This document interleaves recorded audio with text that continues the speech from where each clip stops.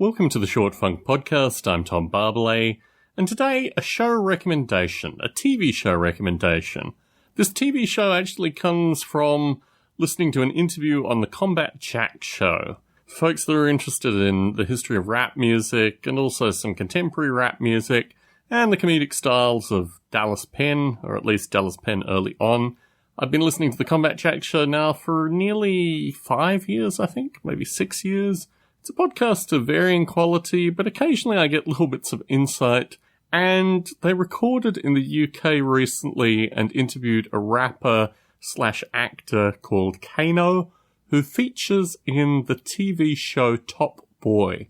Top Boy is available on Netflix, it's available on Hulu, and I'm rather sad to say, having watched Top Boy, having watched the 2 seasons of Top Boy, it was actually cancelled back, I think, in maybe 2013, so there isn't a lot of content available, and the sadness of watching it without this knowledge indicated to me very strongly that the plots kind of move and diverge, and you kind of want a 3rd season or a 4th season, or at least some sense of this thing continuing on.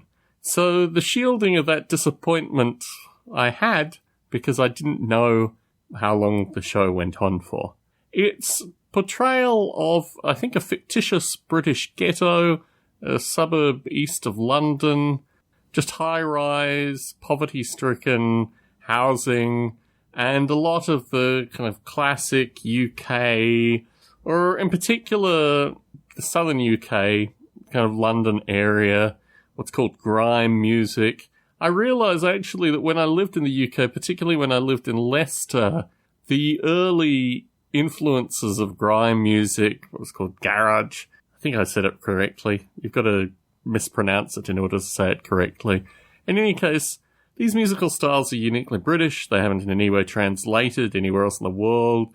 And what I find particularly fascinating is that you realise the main distinction in this musical form is whether or not they use a British accent. If they use a US accent, which unfortunately Kano does, they're not really as authentic as the folks that rap with a British accent. In any case, Top Boy is a story of maybe half a dozen characters, half a dozen incidental characters, kind of quintessentially gangster from the ground up building, stories of mixed moralities, a wide variety of interesting aspects. In general, I found it really very comforting. It has a uniquely British, not particularly upbeat, not particularly fast-paced, but just a kind of withdrawal which allows you to get a sense of the characters maybe slightly more as real, as opposed to, long-winded narrative, which one may associate with more US-style television shows. I watched it in about 5 days, hence my disappointment associated with there not being more than 2 seasons. And I think the characters established themselves very well. It's one of these interesting, just the nature of gangster shows where none of the characters can have all bad traits, none of the characters can have all good traits. They exist in a beautiful grey area where they move backwards and forwards to create realistic empathy, I think, for want of a better term. To say that there aren't truly bad characters through Top Boy is not actually the case. There are some genuinely evil characters, but there are a number of characters that fluctuate, and from my perspective, it was well worth watching. So I can recommend Top Boy on Netflix and Hulu for folks outside the UK.